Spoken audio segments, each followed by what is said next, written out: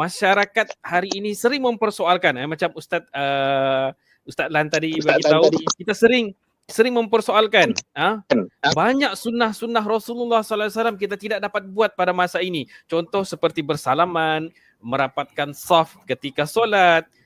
Jadi kita beralih kepada Ustaz Sulaiman. Apa pandangan Ustaz mengenai perkara ini daripada perspektif syarak? Silakan Ustaz. Okey, terima kasih kepada saudara moderator dan juga sahabat saya ahli panel, Ustaz Azlan, warga pendidik, anak-anak semua.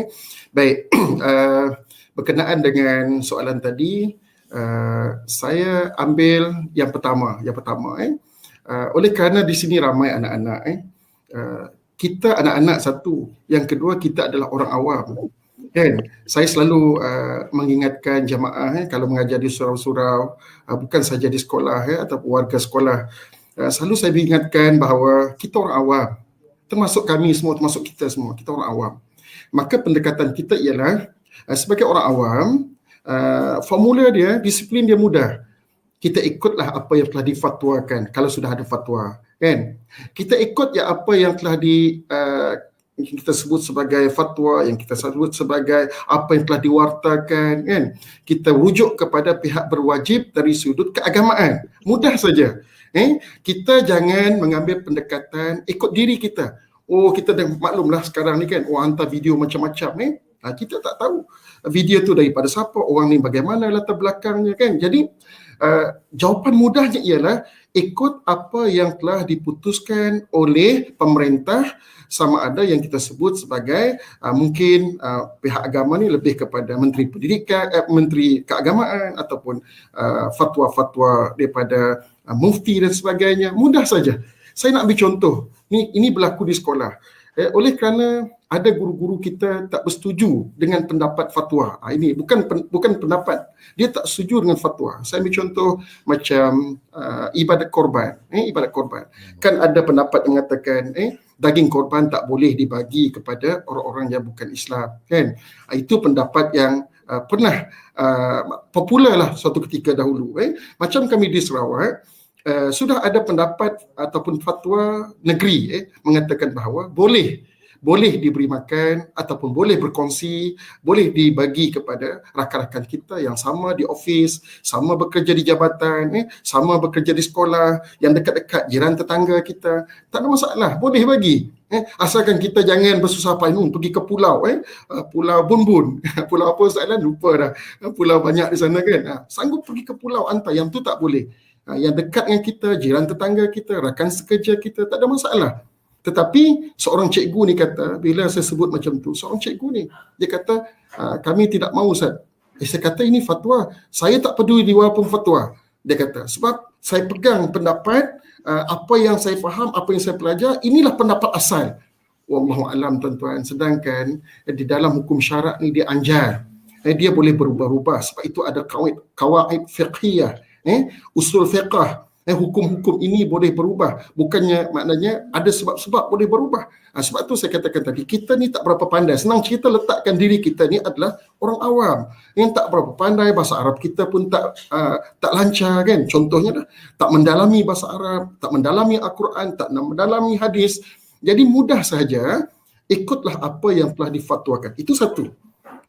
Maknanya pegang benda itu. Jadi kalau kita pegang, walaupun apa video yang datang dalam viral, dalam grup kita, dalam internet, dalam apa sekalipun, YouTube, jangan pedulikan.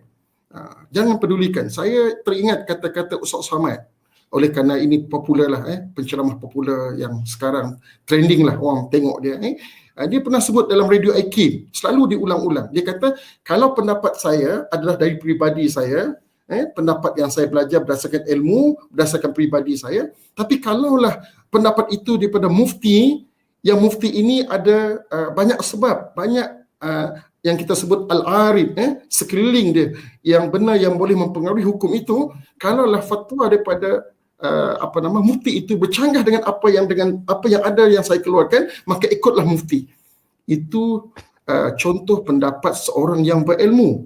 Jadi fikir-fikirkanlah kalau kita ni. Itu yang pertama yang saya nak sebut. Jadi janganlah kita orang awam ini begitu sibuk bercakap tentang hukum.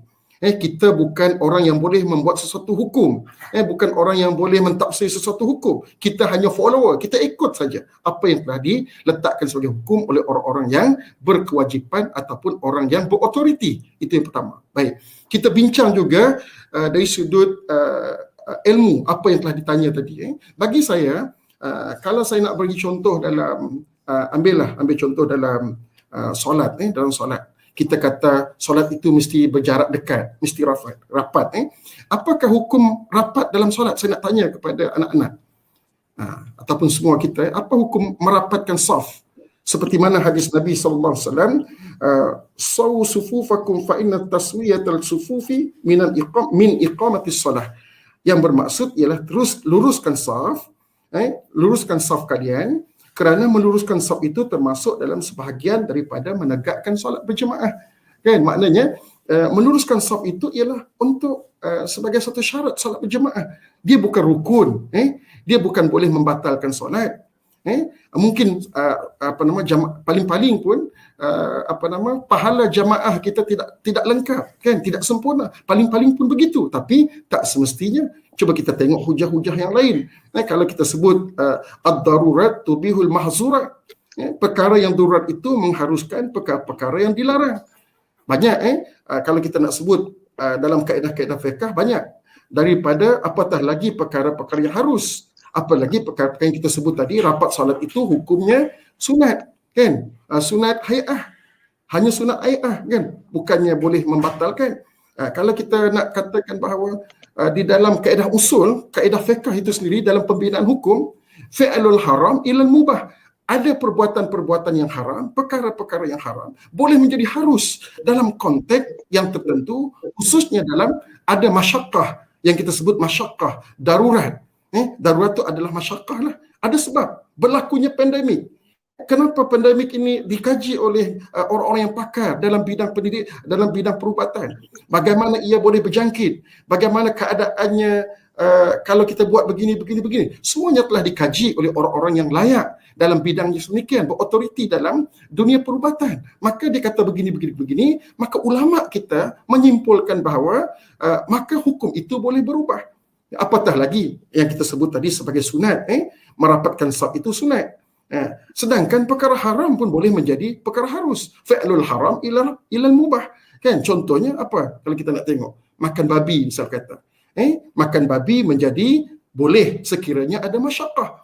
Sekiranya benda tu berlaku di depan mata kita, betul-betul berlaku masyaqqah, tak ada makanan, akhirnya kita makan babi. Na'uzubillah, sampai ke peringkat itu. Adakah orang akan berkata, kenapa kita makan babi? Sedangkan yang kita belajar daripada dulu sampai sekarang, oleh kerana pandemik ini baru, tapi kisah babi ini telah lama kita belajar, kan? Daripada kita sekolah rendah, daripada kita kecil, selalu dibahaskan. Apa contoh perkara-perkara kalau darurat boleh dilakukan? Makan babi. Selalu diberi contoh begitu. Kenapa kita tak boleh terima dalam keadaan penjarakan ketika solat berjamaah, ataupun kenapa kita tak boleh bersalam? Pada waktu ini saja tak boleh bersalam. Saya ingat tuan-tuan, kadang-kadang kita ni terlebih kuah daripada sudu. Bila berlaku benda-benda begini, baru kita bising. Kenapa tak boleh solat di masjid? Selalu dah orang huraikan, selalu dah berlaku. Bila buka masjid tak penuh pun, kan? Kadang-kadang yang bising pun tak pergi masjid. Begitu juga bersalam kan? Kenapa mesti bersalam? Maknanya kenapa tak boleh? Kenapa dilarang bersalam? Adakah bersalam itu wajib? Kan? Sedangkan bersalam itu bukanlah hukumnya wajib. Kalaulah babi yang haram tadi boleh menjadi harus, adakah bersalam ini juga tak boleh menjadi harus? Itu yang cuba saya nak kaitkan. Kalau kita nak tengok contoh-contoh yang lain, kenapa tak ada orang petikaikan, ada orang solat di atas kursi? Kan? Kita tengok ada orang solat atas kursi. Mungkin satu ketika dulu solat atas kursi ni janggal. So itu tadi kan, tadi disebut oleh Ustaz Lan, kita dah masuk ke normal. Kita tak tahu berapa lama pandemik ini, berapa lama COVID ini. Mungkin oleh kerana kita baru 2 bulan dululah, misal kata tahun lepas, baru 3 bulan PKP, bising, kita tak boleh solat di surau, bising kita tak boleh begini, tak boleh bersalam dan sebagainya. Tapi orang boleh terima dah, tengok orang solat atas kursi boleh terima dah, kan? Kenapa kita tak boleh terima lagi orang-orang yang terpaksa bersolat dalam keadaan pandemik ini, kita terpaksa berjarak 1 meter, kenapa perlu dipertikaikan? Kan? Kenapa kita tak boleh bersalam perlu dipertikaikan? Wajib kan? Kan? Ianya hanya sunat. Dan kalau sunat, apakah salahnya menjadi harus? Kerana ada masyakkah, kerana ada masalah.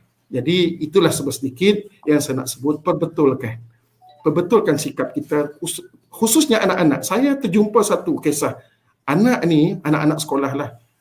Oleh kerana kita ni terlalu fanatik dengan apa yang diviralkan, apa yang ada di YouTube, kita tak kaji siapa yang menyampaikan, apa latar belakang dia, saya sebut balik. Ada setengah anak-anak pernah, sahabat saya jumpa bersama-sama di jabatan lah, di sektor pendidikan Islam. Dia kata, ada budak-budak ni semayang, dia semayang, dia tak ada baca bismillah. Fatihah dia terus baca Alhamdulillahirrabbilalamin, Ar-Rahmanirrahim. Dia duduk dengar. Sampai habis dia tanya, kenapa kamu tak baca Fatihah? Bukankah Fatihah itu menjadi satu kewajipan kerana ianya termasuk dalam surah Al-Fatihah? Apa budak-budak tu kata, saya dengar di video, saya dengar di YouTube, tak ada masalah. Boleh? Ada pendapat kata boleh?